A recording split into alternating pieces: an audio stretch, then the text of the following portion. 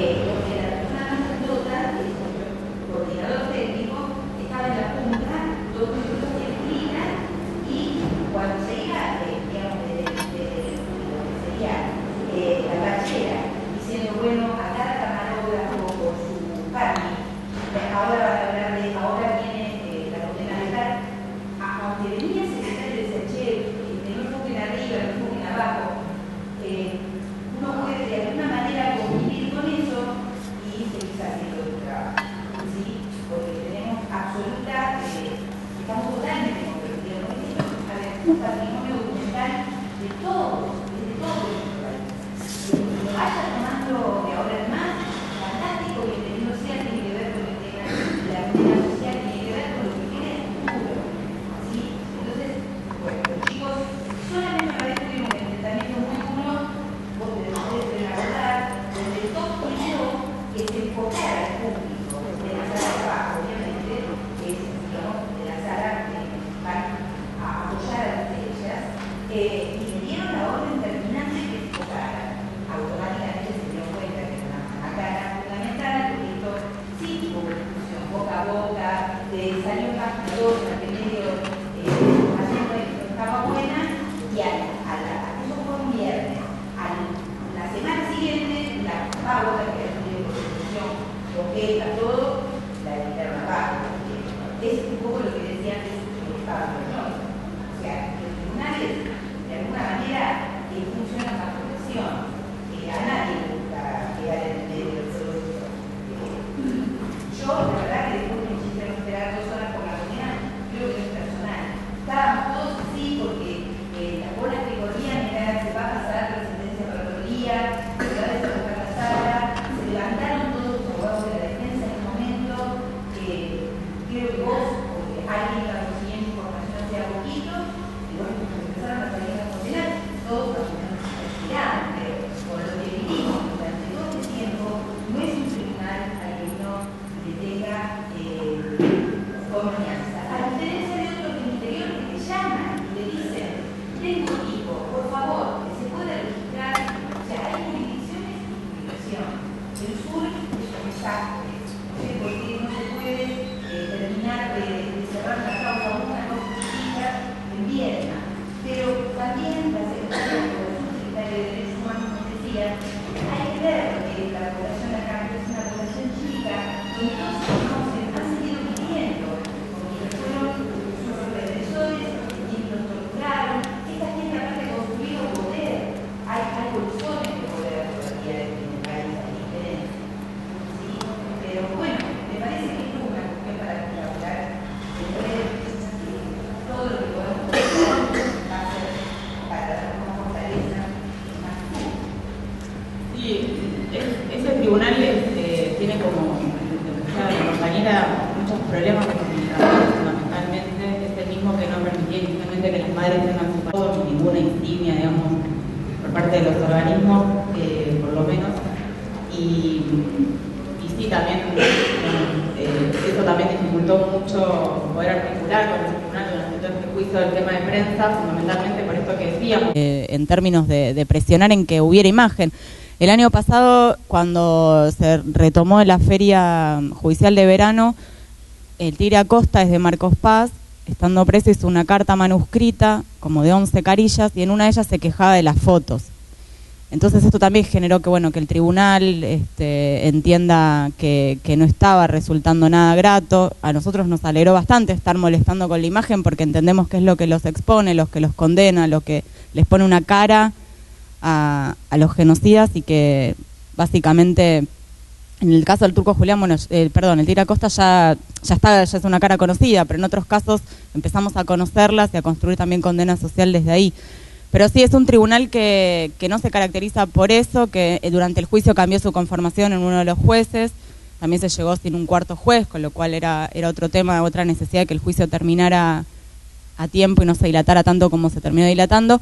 No es la regla común de los tribunales, pero, como decíamos, es el que va a tener los siguientes tramos de la megacausa ESMA, digo, es con lo que cualquier periodista va a tener que articular, y es interesante seguir entre todos quebrando esos criterios que hacen que los juicios sean poco públicos, ¿no?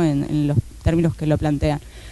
De todas maneras, con el tiempo fuimos, esto que decíamos, logrando, así como los compañeros que están filmando, aunque se les prohibieron los primeros planos, sabemos que han logrado colar alguno y esas también son maneras de ir cambiando el criterio. Pero bueno, fundamentalmente, digo, volviendo un poco a esto que contábamos de las maneras de hacer visible, lo que nos empezó a pasar también es que no encontrábamos un lugar donde se centralice la información de los juicios, que haya un lugar donde esté todos los juicios de todo el país y se pueda decir, voy a tal audiencia, veo a qué hora empieza, dónde es, de qué se trata, y nos parecía que eso era fundamental porque le da el carácter nacional que están teniendo estos juicios, que no son solo en Capital y que muchas veces nos pasa que la agenda habla solo de eso, con lo cual creamos algo que ya pasó por ahí, pero que es un mapa de los juicios. Lo hicimos el año pasado y lo lanzamos cuando fue el Mundial, y en esto que contaba Pablo de cómo colarnos por esas ventanitas, no voy a dar el nombre, pero un compañero periodista que trabaja en Clarín, logró meter el inicio del juicio por Automotores Orletti en la sección de deportes de Clarín. Y compañero que vos nos pasaste el contacto, así que digo, y la verdad es que fue como nosotros teníamos el inicio del mundial y lanzábamos el mapa y empezaba el juicio, lo que hicimos era de los tribunales a los penales fue la consigna, ¿no? Con este doble sentido del penal en los partidos y de los penales a donde van los genocidas. Con lo cual, en el marco del Mundial, se pudo meter en un pedacito de la sección de deportes de Clarín que empezaba un juicio por lo que fue uno de los centros clandestinos del Plan Cóndor. Y esto fue obviamente alguien que le encontró la vuelta y tomó la decisión y lo hizo, no nos pasa todos los días y fue alguien puntual que lo quiso hacer. Pero digo, son posibles esas ventanitas, porque me parece que por suerte, y también en el marco de una nueva ley de medios, estamos pudiendo generar otras maneras de comunicar las cosas, y también eso era un poco lo que nosotros queríamos traer como inquietud. Nos parecía que desde hace un tiempo esta parte nosotros nos interpelábamos intentando cambiar la cabeza del editor, y que lo que necesitamos ahora es empezar a pensarnos a nosotros, digo, nosotros todos, las organizaciones también, como comunicadores, y empezar a generar nuevos espacios porque podemos. Y es muy necesario. Fundamentalmente esto, contábamos, nos pasó esto, no encontramos un lugar centralizado de la información y empezamos a generar instancias. A su vez, cada regional intentó distintas maneras. Córdoba hizo el diario de los juicios, Rosario también, y por ahí está el compañero Juane, que lo vi pasar, que están con eso en Rosario. Chaco hizo también su diario de los juicios, articulando también fotografía con dibujos, con un cronista. Con lo cual es necesaria una articulación muy profunda, cotidiana, permanente, que nos ayude a no solo generar esto como noticia, sino también a fomentar la participación. Es muy importante. La mayoría de los juicios tienen la particularidad de que solo pueden ingresar las personas de 18 años o más. Por eso también se pensó esta propuesta con el Ministerio de Educación, que desde las netbooks puede haber un contenido para los menores de 18, digamos. Pero lo que nos pasa es que sentimos que está instalado que hay determinados juicios, pero todavía no, que son orales y públicos, que se puede participar, que es importante, que es necesario. Lo que decía Pablo, hay mucho para comunicar, necesitamos más canales y fundamentalmente algo que sé que es algo que plantea Pablo, pero que desde Hijos lo hemos tomado, que es necesario también una cobertura política de estos juicios. No solamente a qué hora declaró un testigo, hasta qué hora y 3 textuales. Es necesario también un contexto, profundizar, involucrarse, ser parte desde otros lugares. Desde Hijos contábamos, y para pasarte el micrófono, que conformamos una mesa por el juicio y castigo, que es una mesa conformada por muchas organizaciones, que está abierta, que digo puede ser un espacio también para empezar a generar instancias de comunicación, y que es básicamente desde donde organizamos no solo la difusión de los juicios, sino también todas las actividades que son también parte de los juicios, estar en la calle, y esas cosas. Hay un video que después vamos a ver, pero está el compañero con la mano.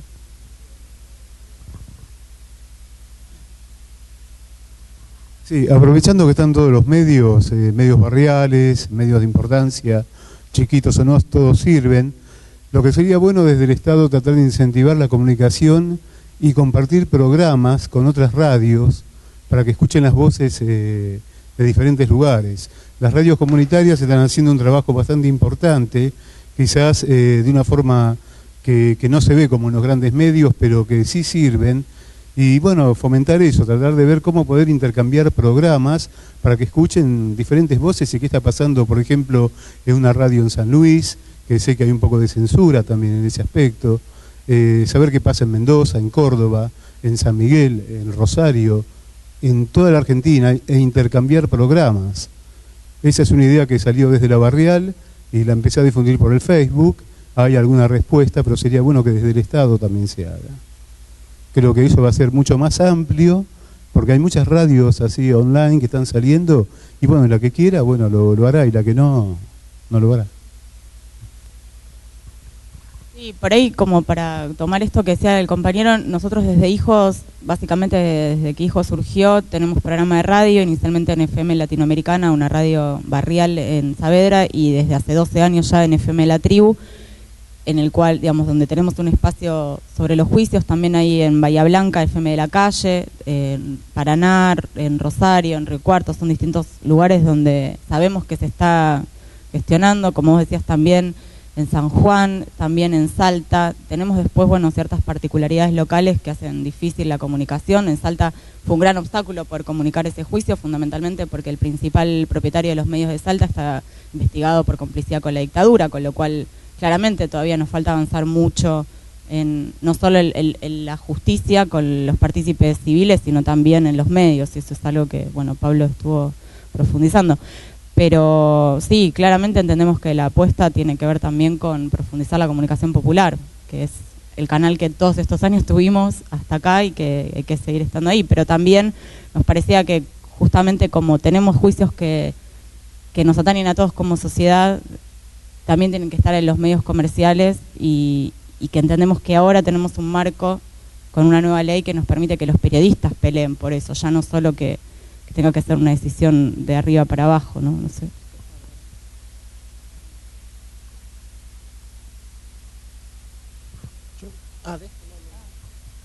No, una cosa nada más para terminar, que antes de pasar un video, que es de unas sentencias en Rosario.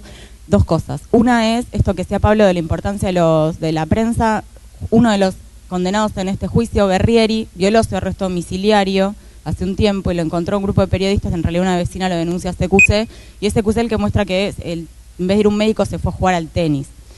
Entonces, nosotros tenemos esto, ¿no? Las denuncias que llegan y que muchas veces es muy difícil seguirlo, esto que decía Agustina, hay que hacer una guardia, hay que trabajarlo. Bueno, en ese caso en particular había ciertos periodistas que tomaron la denuncia, lo trabajaron, encontraron a Berrieri, violó la domiciliaria, bueno, después fue condenado y la historia sigue, digamos, de otra manera. Pero es importante también eso, el rol en las denuncias y en poder investigarlas. Y por otro lado, algo que nosotros venimos trabajando mucho tiene que ver con el lenguaje, ¿no? Que los jurídicos nos dejan muy afuera de muchas cosas, que para la justicia son casos y para nosotros son víctimas, que hay una cosa ahí a romper también en cómo comunicamos los juicios y que también nos parece interesante. Desde Hijos armamos un glosario para poder entender ciertas palabras complicadas que escuchamos todo el tiempo, pero también para otras disputarlas el sentido, para empezar a hablar de otra manera sobre la justicia, sobre también la impunidad y sobre los compañeros. Y básicamente eso, que también nos parece importante que estos juicios tengan otra calidad desde el lenguaje, que se pueda empezar a contar las historias de los compañeros, lo que está saliendo de ahí, que son, como decía Pablo, historias permanentemente.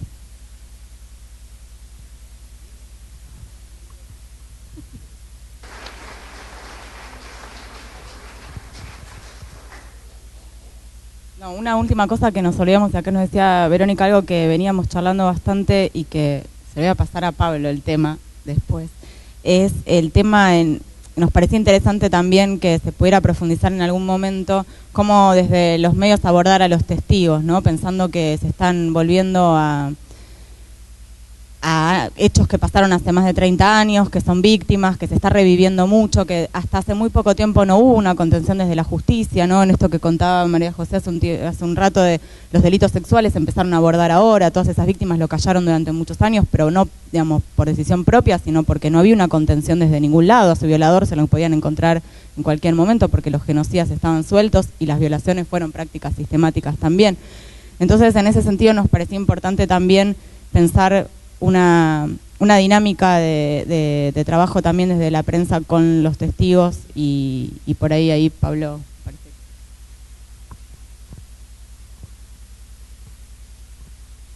El otro día en las jornadas de abogados, un punto central, porque creo que es la primera preocupación hoy, más allá del tema general que es la demora de los juicios y la fragmentación de los juicios, un punto de preocupación entre familiares y sobrevivientes es lo que se llama la revictimización.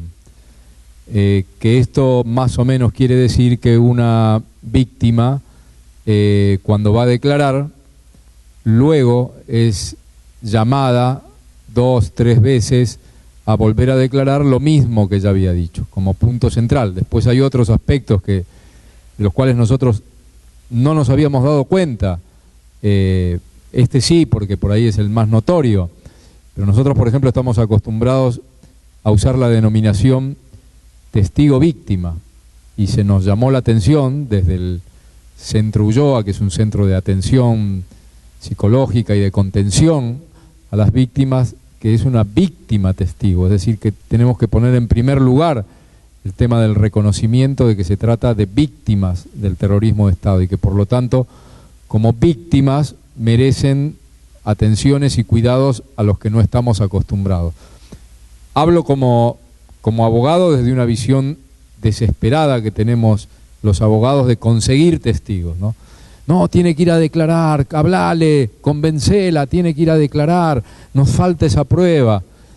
Y olvidamos a la víctima.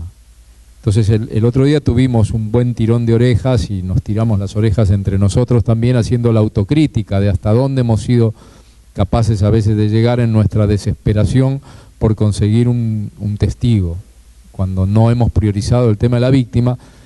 Y digamos, para que entiendan muy claro el tema del tirón de orejas, es que si tenemos que perder un testigo por proteger a la víctima, pues lo vamos a perder.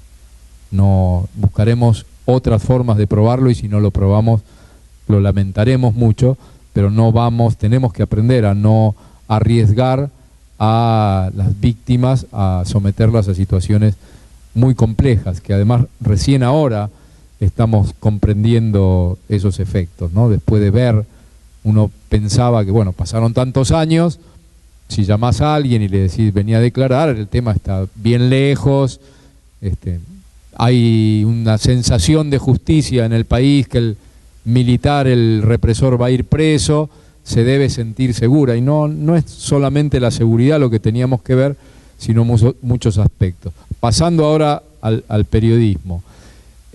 También como periodistas, y esto sí es un reflejo que tenemos por esa desesperación por la primicia, por tener la voz grabada en nuestro grabador, siempre hemos advertido que no tenemos tacto para manejar estas situaciones de las víctimas y la entrevista, y a veces creemos que una víctima, a quien llamamos testigo, tiene casi hasta obligación de salir y atender a la prensa o de decir algo sobre el juicio, de decir, y no entendemos que, bueno, o que acaba de declarar y está afectada por eso, o que no quiere, o que tiene derecho a no hablar. Estos son los aspectos que por ahí, para trasladarles como desde la abogacía sobre el tratamiento a las víctimas testigos, y también desde el periodismo, que por ahí es un factor que vamos a tener que empezar a tener muy en cuenta, ¿no? Lo que significa el contenido de una declaración para una víctima.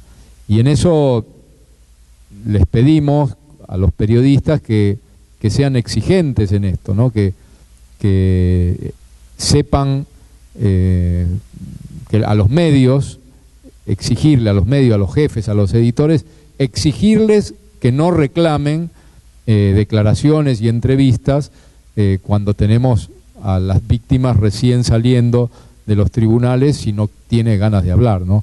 A veces esos enjambres de micrófonos que a nosotros nos parecen tan naturales, etcétera, bueno, son tremendos a veces para muchas víctimas, ¿no? Tenerlo en cuenta eso. ¿Alguien tiene alguna pregunta, algún comentario? Nos gustaría escucharlos.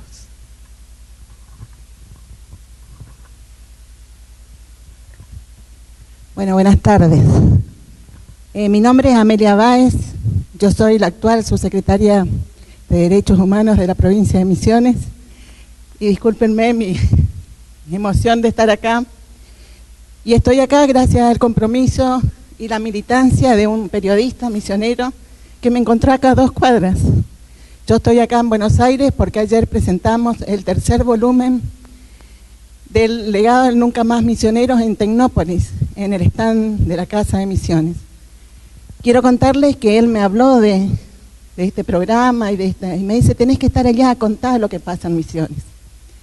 Y bueno, estoy acá, estoy contenta porque está el periodista y un militante también, Carlitos Ripoll, y con el programa Mate Cocido, del que forma parte Marcelo Teles, y la radio Rumbos de Carlitos Ripoll, podemos hacer visible lo que vos decías, ¿no? Estos socios que tienen conciencia crítica y que nos ayudan en esta batalla cultural para llevar adelante los 3 pilares básicos de memoria, verdad, justicia. Quiero contarles que yo a los 15 años fui una militante de la Unión de Estudiantes Secundarios de mi provincia, que estuve 3 días detenida en el mayor centro clandestino de detención que hubo en mi ciudad, que fue la Jefatura de la Policía de la provincia de Misiones, que por providencia, o vaya a saber por qué, al 4.º día salí en libertad y quedé en libertad vigilada hasta que detuvieron a mi compañero de entonces, 45 días después, a mi cuñado con 17 años y de un balazo 2 días después. En el 77, las queridas madres de mis compañeros me eligieron presidente de la Comisión de Familiares de Presos y Detenidos Desaparecidos del país con 19 años. Y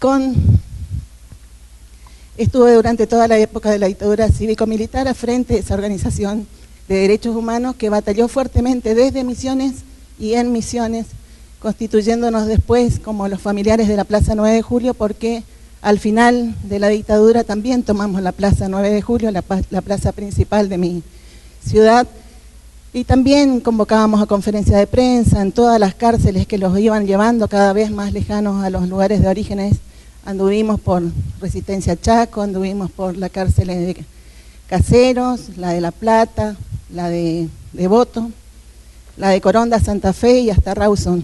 Llegamos en esta ruta crítica que los familiares anduvimos todos estos años, los 7 años y 3 meses que duró la dictadura. Les quiero contar por qué soy subsecretaria. En razón de esa historia, cuando en el 2006 se toma la decisión política en mi provincia de crear por primera vez el área de derechos humanos con el rango de subsecretaría, fueron los expresos políticos que emocionaron mi nombre para que sea la ciudadana que lleve adelante esa política tan sentida del gobierno de la provincia. Y lo primero que hice es presentarme como querellante, representando desde el gobierno de la provincia hoy a todas las víctimas de la dictadura cívico-militar de Misiones. Y en Misiones ya llevamos adelante 3 juicios. Y también hago una invitación porque parece que todo pasa en Buenos Aires. Y lo de Misiones no sale, a pesar de que en el 2008 se llevó el primer juicio y se condenó al primer jefe de área del área 232, que fue Cayano Tedesco. El teniente coronel Cayano Tedesco, porque allá la responsabilidad máxima fue la del ejército. Cuando me detuvieron a mí en la jefatura de la policía de la provincia de Misiones, el que llevaba la voz cantante era el capitán Marangelo, que era del ejército. Pero bueno, esto es una anécdota para contarle un poquito quién soy y contarles que en 1 año y medio tuvimos 3 juicios, fueron sistemáticos, reivindico, a pesar de que pasaron 34 años, que en Misiones en 1 año y medio pudimos tener estos 3 juicios. Y como decía Pablo, con quien me comuniqué vía correo electrónico, porque ahora tengo el privilegio de verlo, nosotros veíamos como una conquista eso, ¿no? En 1 año y medio 3 juicios, y también pasó exactamente lo mismo. Se empezaron a cansar, se victimizó a todas las víctimas testigos y empezaron a decirnos que ya no querían participar más, ¿no? Y nosotros también, no es lo mismo que se cuente lo que dijiste, que vos vayas personalmente y lo digas ante el debate oral, lo que viste y oíste, lo que te pasó. Pero no es fácil. Lamentablemente el año pasado no tuvimos juicio, estamos llegando a noviembre, tampoco, ya hay 2 causas para ser elevada a juicio oral. Uno es del el Regimiento 30 de Apóstoles y la Jefatura de la Policía de la Provincia de Misiones. Tenemos conocimiento que están queriendo unificar las 2 causas, tratar de condenar y que vayan a juicio la mayor cantidad de responsables para acelerar un poquito, si no vamos a estar toda la vida parcialmente juzgando. Pero también quiero contarles que hace 1 año y medio atrás presentábamos el primer libro de Misiones, Historias con Nombres Propios. Ese primer libro costó salir. Y yo, como venía de la militancia de los 70, de la resistencia de familiares y querellante en los juicios hoy, y estoy todos los días de todos los juicios en el Tribunal Penal Oral de mi provincia. Perdón.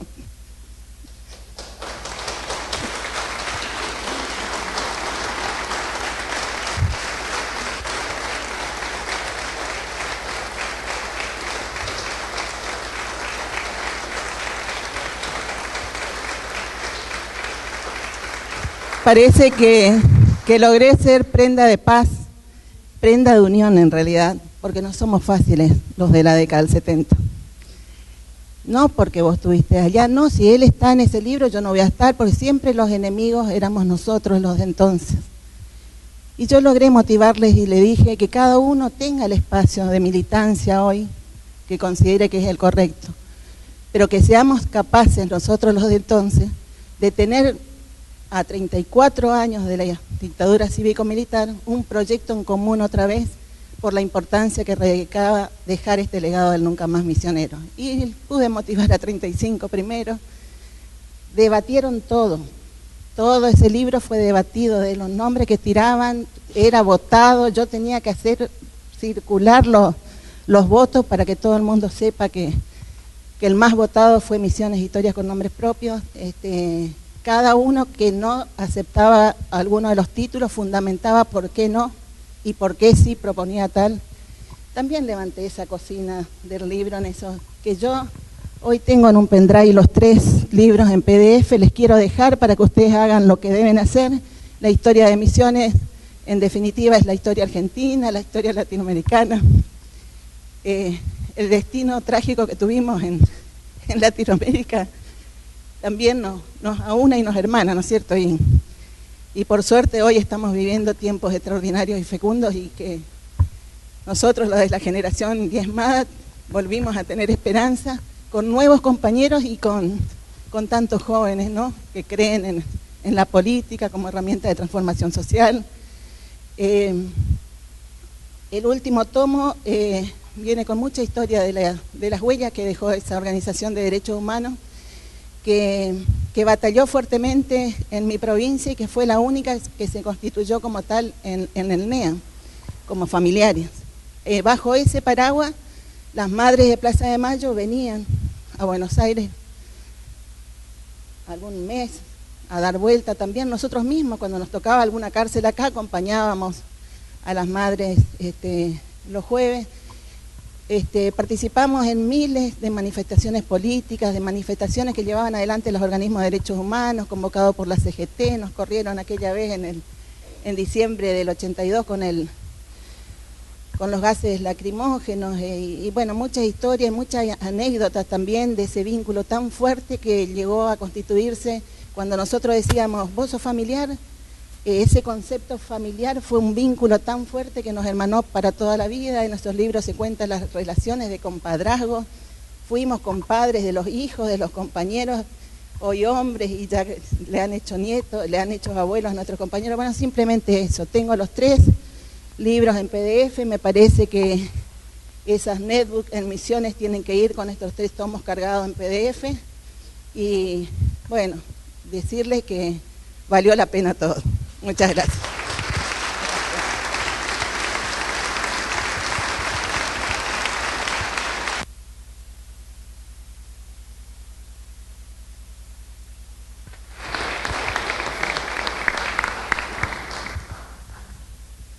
Buenas tardes.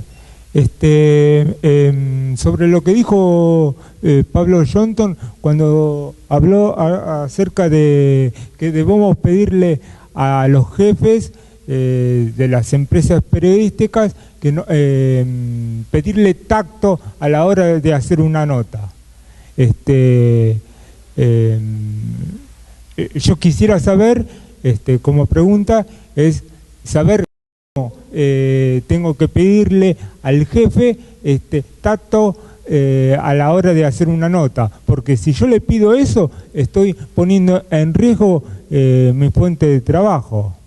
O sea, porque la mayoría de los jefes que hay en empresas periodísticas piden o llanto o tripa. Y si es las dos cosas, mucho mejor. Entonces,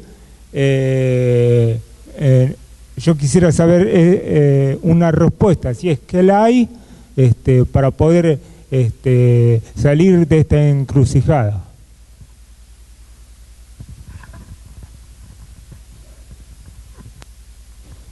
Hola.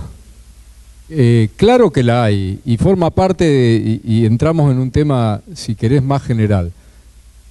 El reclamo es, tenemos que hacer otra clase de periodistas, y esa clase de periodistas incluye los periodistas que se plantan frente a sus jefes y a sus empresas a empezar a decir que no a un montón de cosas.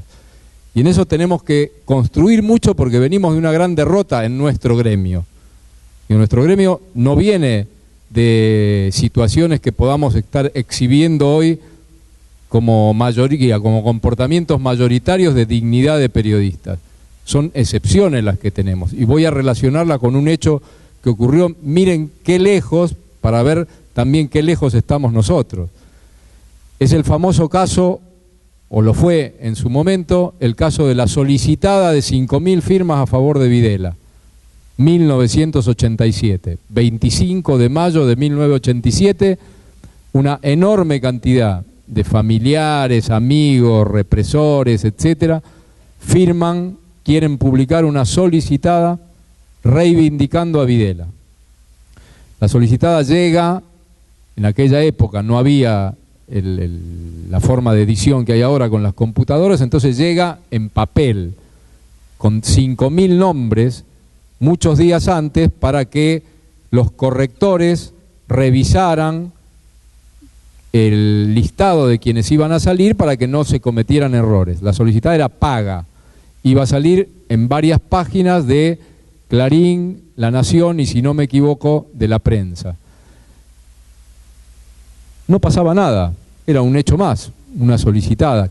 ¿Cómo empezó? ¿Cómo se encendió la chispa de rebelión? Un corrector que estaba corrigiendo esa solicitada 3 o 4 días antes de que saliera, de que estaba programada para que saliera, se había pagado, le pregunta a otro corrector: ¿nosotros tenemos que hacer este laburo? O sea, yo tengo que hacer este laburo de servirles a estos sinvergüenzas para sacar una solicitada.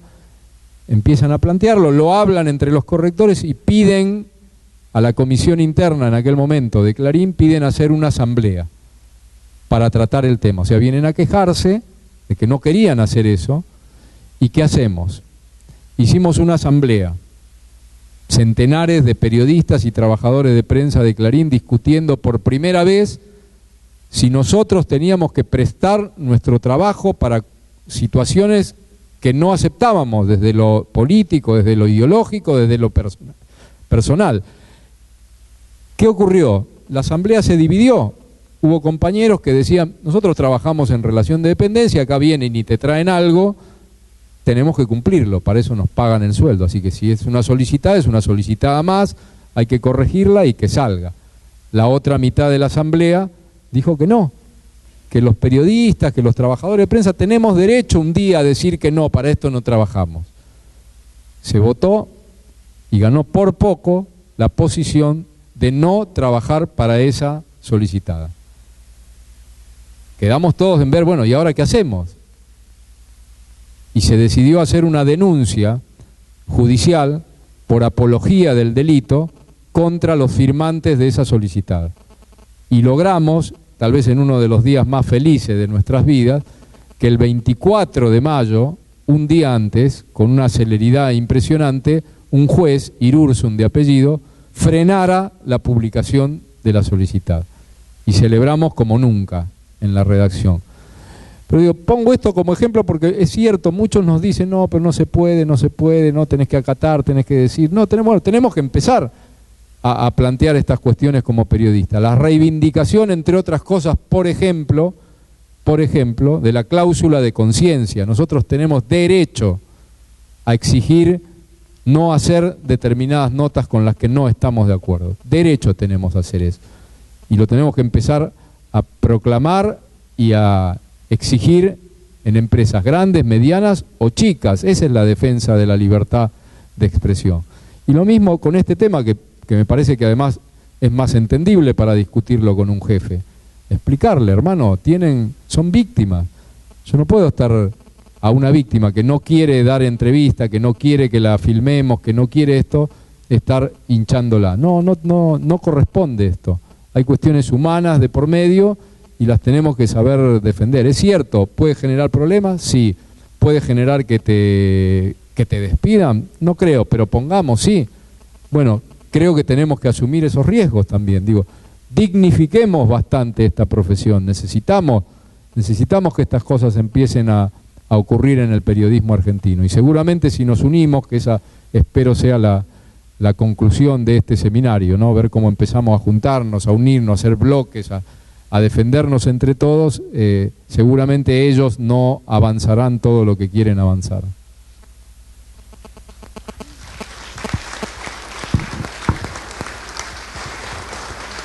Es cortita la mía. Es cortita la mía. Por un lado, digo, si el top 5 nos dejaría grabar, no tenemos que ir a hacer la nota después al testigo. Ahí tenés una muy buena solución, porque de verdad salen en un estado choqueante. Aquellos que solemos cubrirlo salen muy mal. Y nada, yo sigo con el top 5 porque la verdad que me enferma ese tribunal. Profesionalmente. Y la otra no, allí básicamente vos decías, hay una suerte, no sé si dijiste de listado, pero bueno, hay palabras que cambian para lo que es el tribunal y para lo que es nosotros los derechos humanos. ¿Cuáles son esas palabras básicamente, si tenés o si hay en algún lugar donde podamos rastrear algún tipo de listado para tenerlas en cuenta, obviamente, ¿no? Gracias.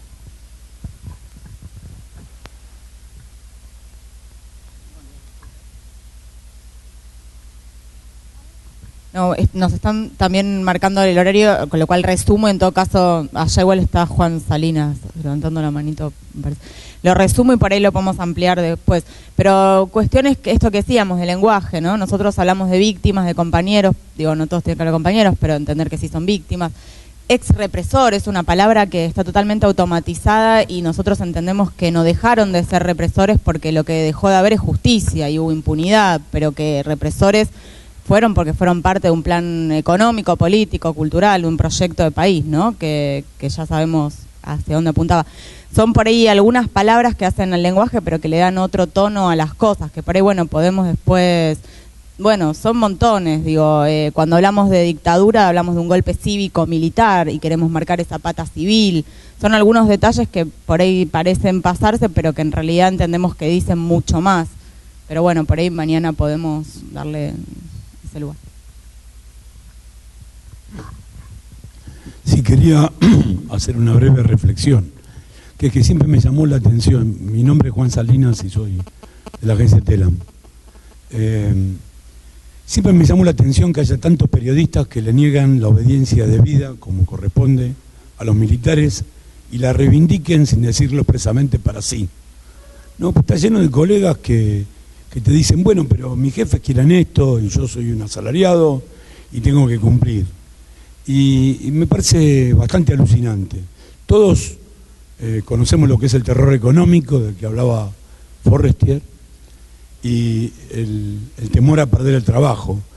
Pero detrás de eso se enmascara, detrás de ese pretexto, que no se ofrece ninguna resistencia, porque yo entiendo que uno tenga miedo a perder el trabajo, pero hay resistencias graduales que se pueden oponer cuando una orden es injusta. Y quiero dar un ejemplo donde yo no soy el héroe, sino que era de alguna manera el villano. En el año 2000 me tocó ser brevemente director de un diario en Rosario, un diario que la patronal lo quería popular y lo más sensacionalista posible. Y en un momento hubo un choque de coches y se prendió fuego el auto y los muchachos que iban en el auto quedaron carbonizados, como si hubieran sido esos budistas que se incendiaban. Entonces uno de los cadáveres había quedado sentado, absolutamente carbonizado. Y rápidamente mi segundo trajo la foto y dijo, tapa, ya está, tapa, es esto. Y uno de los periodistas que estaba viendo la nota, Damián se llamaba, me acuerdo muy bien, vino y me dijo, mira, vos sos porteño y en Buenos Aires todo el mundo es anónimo, pero acá la gente se conoce y tiene familia y tiene hijos y tiene madres y nosotros no podemos sacar esta foto porque vos imaginate la madre de este chico que acaba de morir carbonizado, mañana cuando lo vean toda la ciudad la foto esta, es un horror, es algo que no se debe hacer. Y yo primero le dije, estuve por tratarlo mal, ¿no? Para decirle, escúchame, acá este es un diario que es así, yo tengo órdenes de hacerlo de esta manera. Pero después reflexioné y me di cuenta que el tipo tenía absoluta razón.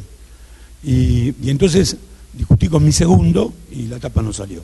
Y seguramente perdimos ventas, porque es un diario que estaba enfocado precisamente hacia el sensacionalismo. Ahora, siempre posible oponerse, ¿no? Siempre es posible oponerse y por lo menos decir, como dice Pablo, que bueno, yo no lo quiero hacer esto, qué sé yo. No, hay que sentar precedente, aunque igual lo haga otro compañero, quizá. Pero hay que oponer resistencia. No puede ser que queramos para nosotros la obediencia de vida. Eso solo. Lo digo porque lo veo muy seguido en el gremio de muchos colegas que dicen, no podemos hacer otra cosa, como si lo fueran a matar. La verdad para mí es otra, es que estamos metidos en una carrera y que hay muchos periodistas que saben que si se oponen a lo que dicen sus jefes, van a sufrir represalias, no que los van a echar, pero seguramente les van a postergar un ascenso o lo van a mandar a una sección más fea y no están dispuestos a pagar ese precio. Bueno, no hay nada que sea gratis en el mundo, hay que tomar riesgos. Esto es lo que quiero dejarles dicho. Bueno, quedan 2 preguntas y cerramos ahí la jornada después de ellos dos.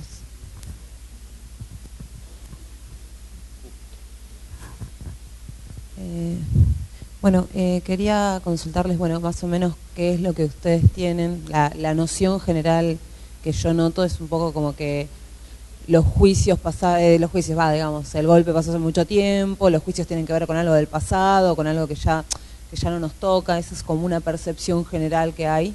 ¿Qué programas y cuáles son los aportes que podemos hacer para mostrar que hay una pata, no solo la pata de lo que fue el golpe cívico-militar, sino también que hay una pata que nos toca ahora, o sea, es decir, mucha gente que se enriqueció durante ese tiempo, mucha gente que quedó impune durante mucho tiempo, es decir, hay algo que no llega hasta hoy, cuáles son, si ustedes tienen así específicamente esta información, programas, etcétera, que den cuenta de esto, y cuáles son las investigaciones que están en curso respecto a esto.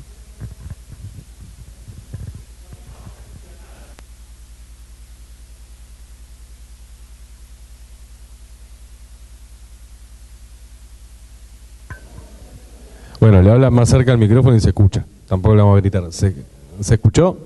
No había impulso. Bueno, básicamente era, como, en resumen, cómo se puede hacer, o cómo se puede establecer o qué se ofrece desde las organizaciones para mostrar que hay una pata, aparte de esto de que fue un golpe cívico-militar, que hay una pata que nos llega hasta hoy. Es decir, algo que nos afecta todavía hoy, porque la idea es como que, el golpe pasó hace mucho tiempo, los juicios tienen que ver con algo muy del pasado, cómo se muestra que hay gente que se enriqueció, qué es lo que se está haciendo al respecto,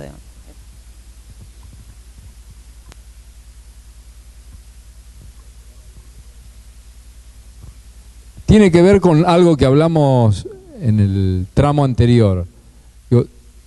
Ustedes, nosotros, tenemos que hacer muy visible una gran cantidad de aspectos ligados a los juicios que no se conocen todavía, que no tiene exclusivamente que ver con la cuestión de los represores, los centros clandestinos y los delitos cometidos. Que de eso, les digo, hay muchísimo por contar, pero muchísimo por contar. La compañera acá plantea lo de Misiones, yo les transmito el desafío. ¿Quién saca mañana, pasado, en una semana, en su medio, blog, a diario, a multimedio, quién se anima a sacar una noticia de lo que ocurrió y ocurre en Misiones? Ese es un desafío, digo, para vencer esta cosa que tenemos cada uno en su lugar, los porteños en Buenos Aires, los cordobeses en Córdoba, me ocupo mayoritariamente de lo que me pasa acá y lo de afuera que se ocupen los de cada provincia. Digo, están esos desafíos, pero además el tema de la dictadura atravesó tanto nuestra historia, nuestro presente en aquel momento y el futuro, que está latente el tema del terrorismo de Estado en cada esquina. Digo, la dictadura arrasó con todo. Entonces, cuando uno dice son solo los delitos de lesa humanidad y los juicios, no. La ley de medios era una clara señal de la dictadura y parecía que no tenía nada que ver con los juicios. Y sin embargo estuvo ahí hasta hace 2 años. Hasta hace 2 años, 2009, los argentinos toleramos tener una ley firmada, entre otros, por Videla, que regía nuestras vidas. Y ni les cuento las que hay, que fueron quedando, y las reglamentaciones que han quedado firmadas por dictadores. ¿Cuánto cuesta echar a un juez de la dictadura? ¿Saben por quién se está haciendo una movida interesante y no se lo puede sacar? Casanelo, ex intendente de la dictadura en Quilmes, camarista en Quilmes actualmente. Ahí andan muchos compañeros de la zona todos los años haciendo movidas para echar a Casanelo, que esté un intendente de la dictadura, esté como camarista. Hoy, noviembre del 2011, tienen que estar haciendo denuncias al Consejo de la Magistratura, etcétera. Bueno, la dictadura nos cruzó por todos lados y nos sigue cruzando, y muchísimos, miles de funcionarios de la dictadura todavía andan pavoneándose y ocupando cargos en distintos lados del país. Y eso es un trabajo para periodistas, para hacer, denunciar. No estarán vinculados por ahí algunos al terrorismo de Estado directamente, pero la verdad no tienen por qué estar. Esos tipos, mayoritariamente digo, fueron hombres, esos tipos la tienen que pagar, y no puede ser que se estén aprovechando de la democracia para, entre otras cosas, enriquecerse o cobrando del Estado. Casanelo y otros tantos no tienen que ser más jueces. Obviamente la pata que más nos interesa es poder identificar, poder sacar a la luz a aquellos represores, a aquellos cómplices que están ocultos. Digo, abandono un poco esta, te marco otra. Me parece que es muy importante, para el debate en grandes sectores de la sociedad, de entender que ese terrorismo de Estado sigue siendo presente, y me parece una buena manera buscar casos cotidianos. Nosotros haciendo en el Olimpo un relevamiento sobre el barrio, encontramos 5 o 6 personas del barrio que 35 años después no pisan esa vereda. ¿Sí? Que no la pisan, salen todos los días de su casa y la esquivan. ¿No? Yo te puedo decir, agarrame un testimonio como estoy hablando y me pasa un avión por arriba y fíjate lo que me pasa, ¿no? Y me parece que mostrar eso, Chicha Mariani dándole un beso todas las noches a la foto de Felipe, creyendo que era su nieto, ¿no? Me parece que en las memorias de la sociedad, en las memorias del pueblo, hay un montón de cuestiones que son del cotidiano, de todos. A mí me pasó después de entrar a Hijos, lo conté en una asamblea hace mucho tiempo, para mí todos los viejitos de 80, de 85 eran unos, pobre viejito, y ahora desconfío de todos. Bueno, me parece que hay cosas en el cotidiano de la gente, cercano a un centro clandestino, en las víctimas, en los familiares, que uno puede ir mostrándolo para entender que esas consecuencias, que ese miedo que generó el terrorismo de Estado sigue estando y que cuesta romperlo mucho. No sé si quedaba una pregunta. Tenemos, sí, la siguiente es la última pregunta, tenemos por acá. Bueno, muchas gracias. Bueno, los felicito porque estuvo bárbaro. Yo lo que quería plantear con respecto Acércate el micrófono porque si no, no se escucha desde acá. Con respecto a la inquietud que planteaba sobre el tema del trabajo, en relación de dependencia. Bueno, yo creo que hay dos cosas que hay que tener en cuenta. Uno es el compromiso y otras son las convicciones. En la medida que uno tenga bien plantadas esas dos cuestiones, todo surge y no tiene por qué haber problema, más allá de las consecuencias previsibles por una eventual oposición a cierta propuesta del establishment que no es la correcta. Y por otro lado, no necesariamente las personas que, como yo era muy chica cuando fue la época de la dictadura, no nos pasaban por, o sea, las cosas, digamos, la información estaba manipulada y en muchos ambientes o familiares no necesariamente se conocía todo, se tapaba la información y los padres a veces también eran cómplices de eso. En tanto y en cuanto las personas que no hemos a lo mejor tomado conciencia en determinado momento, pero sí posteriormente, justamente el compromiso aparece como reparación. Lo que no pudimos ver porque nos ocultaron o porque no lo quisimos ver por una cuestión, vaya a saber por qué, por edad, por lo que fuera, sí se puede reparar o resarcir de algún modo a través del compromiso. Esa era solamente mi inquietud. Muchas gracias. Le voy a devolver la palabra a Agustín, que me está pidiendo. No, una cosita que me parece que quedó del panel anterior y que no quería dejar pasar, que tenía que ver con la televisación de la sentencia ESMA, ¿no? Algo que había quedado ahí. Era obvio que la televisión pública tiene que televisar la sentencia ESMA, ¿no? O sea, resulta obvio, evidente. Es obvio que si están transmitiendo un partido de fútbol debería cortarse la transmisión y transmitir la sentencia ESMA. Ayer lo charlábamos, no, ayer no, el martes lo charlábamos un poco preparando esto y yo no sé si es tan obvio. Yo no soy periodista, digo, matemática, ¿no? Profesor de matemática. Pero para mí era una oportunidad increíble que Canal 7 esté transmitiendo fútbol, no para cortar la transmisión, sino para abrir un recuadrito chiquitito. Digo, si la televisión pública hubiese transmitido 3 horas, 4 horas, la sentencia ESMA, seguramente que mucha del televidente se hubiese cambiado de canal. ¿No? Porque entiendo que el fútbol agarra mucho más que una sentencia.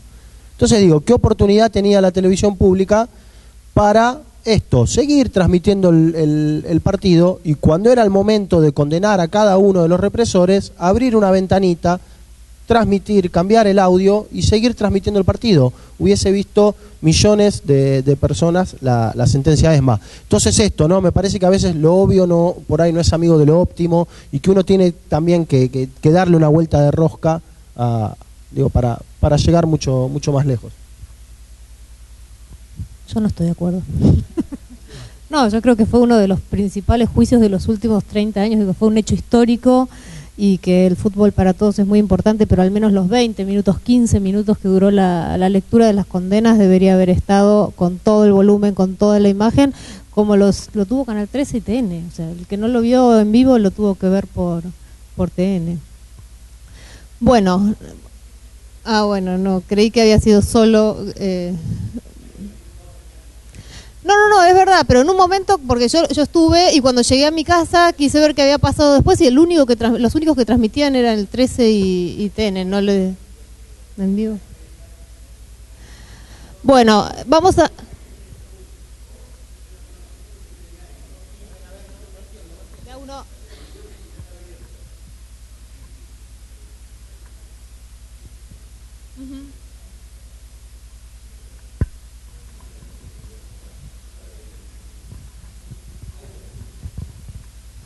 Yo quería decir esto, estoy de acuerdo en que la televisión pública ese día creo que se equivocó. Yo estaba ahí en Comodoro Pi, a mí me pasó lo mismo, que cuando llegué me enteré que no lo habían transmitido.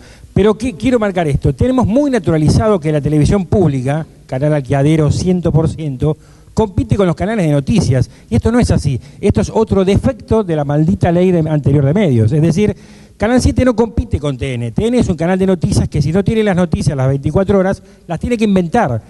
América TV, TN y demás, porque ese día TN estaba en sincro con Canal 13, pero Canal 7 tiene sus muy buenos noticieros en varios momentos del día y no tiene por qué pasar noticias todo el día, salvo el caso de la ESMA. Pero digo, no naturalicemos que lo que pasa TN en cualquier bar de Buenos Aires, al mismo tiempo se lo está perdiendo Canal 7, porque creo que eso no es así, no debe ser así, ¿no? No, hablaba solo de ese hecho histórico. Bueno, quedó pendiente un montón de cosas de hoy, así que para mañana, ya que hoy tuvimos la oportunidad de dialogar en extenso con los chicos de Hijos, los chicos, yo sigo diciendo los chicos como si... No, yo soy más grande, gracias. Con Giselle, con Agustín y con Pablo, y de abrir este esquema en el que se ha apoyado durante todo el tiempo, tanto en los primeros años de la democracia como ahora, la labor de los organismos en la justicia. No hay una lucha que transcurra en la justicia sin la pata que transcurre en la calle, que siempre se ha buscado, y siempre los organismos fueron muy creativos y muy lúcidos para darse cuenta de eso. Yo creo que Hijos tiene una potencia, y como vimos acá en algunas de las iniciativas que llevaron adelante en los últimos años, pues me llamó la atención lo de los dibujos de las audiencias. Me parece que son brillantes y me emocionan y me conmueven muchísimo. Así que les agradezco mucho a los panelistas invitados. Me dejaron a mí sin tener que hablar, cosa que agradezco doblemente. Y mañana Pablo Parenti, que es abogado y que creo que está por ahí atrás, o al menos lo vi entrar hace un ratito, ¿se fue?, que es miembro de la unidad fiscal que se especializa en el seguimiento de los crímenes de lesa humanidad, y yo, que soy abogada, vamos a contarles un poco la parte desde adentro de la justicia, que les va a ayudar como para tener mayor información, como para poder hacer preguntas sobre cosas que les generen dudas, o procesos que no les resulte de sencillo comprender, o sencillamente para que se interesen, aun cuando, si no lo logramos hoy, esperamos lograrlo más mañana, y que participen y poder contar con ustedes. Muchísimas gracias, y gracias a todos por la paciencia. Bueno, de esta manera entonces damos por concluido.